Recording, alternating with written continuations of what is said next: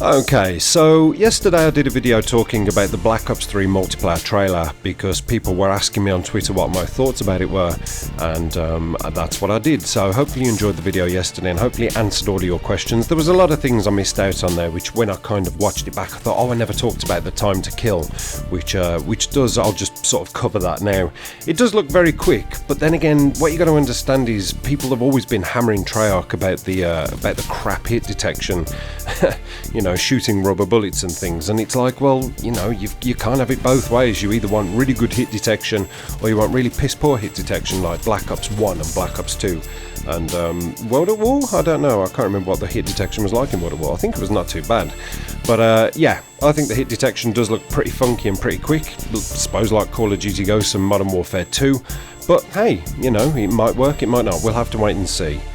So the video I'm going to do today is answering another question which has been asked me over Twitter, and that is regarding the big breaking news that Microsoft no longer own the rights to first dibs with regards to Activision and Call of Duty and all the DLCs, and you know, people haven't really taken into account patches and nerfs and things like that.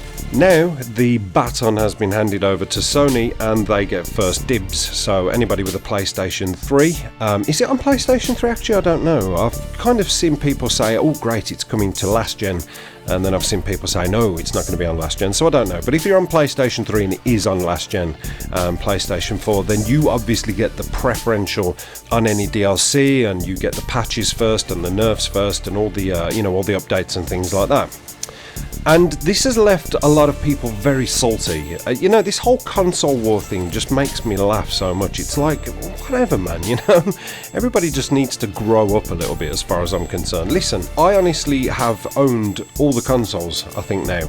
I've had the PlayStation 1, PlayStation 2, PlayStation 3, I've had the Wii U, I've had the Xbox 360. I never had the first Xbox, so yeah, I guess I haven't had them all. I've had the Xbox One and obviously the PlayStation 4. You know, I love the Xbox 360. Didn't really get on with the PlayStation 3, but then again, I hated the Xbox One and I love the PlayStation 4. So I guess I'm pretty much in the middle of all this, and my opinion isn't going to be directed towards one faction.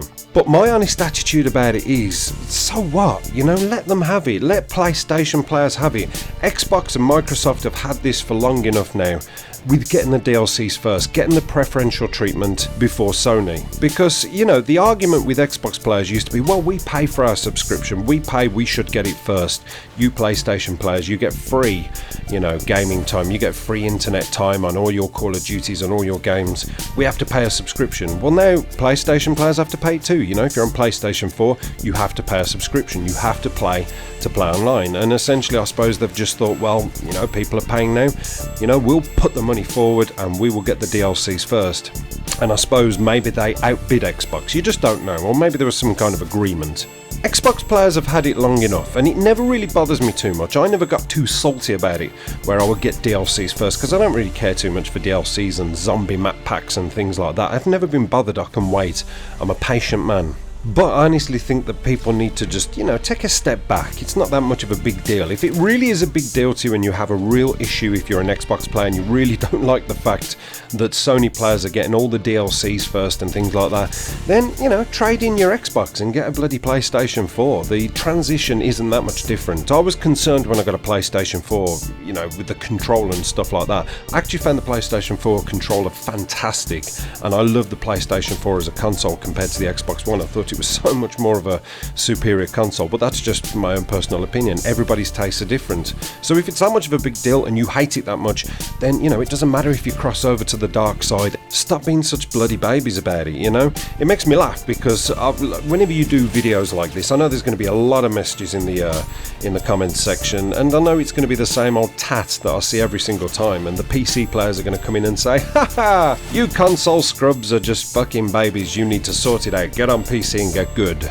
And I suppose in some respects they're probably right, because it's laughable, the wars that we have on console. Can't we all just get along? Can't we all just hug it out and move on? So yeah, that's my opinion. I really don't have a problem with it, and I think that everybody just needs to, you know, take a step back and say, hey, we had our time. It was great while it lasted. Now let our neighbours have a slice of the cake. That's my thoughts. Apocalypse done.